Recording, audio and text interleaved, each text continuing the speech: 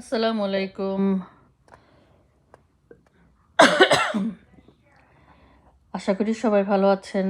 আমি আজকে যে জায়গাটা চলে আসছি সেটা হচ্ছে আমেরিকার নিউ ইয়র্ক সিটিতে ম্যানহাটন।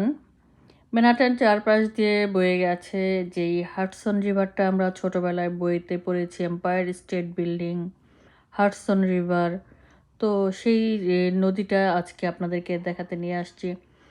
কারণ এই বিষয়টা হচ্ছে যে নদীর পাশে ওরা নদী শাসন করে যে বড় বড় বিল্ডিং তৈরি করেছে, সিটি তৈরি করেছে, সেটা আসলে একটা দেখার মতো জায়গা।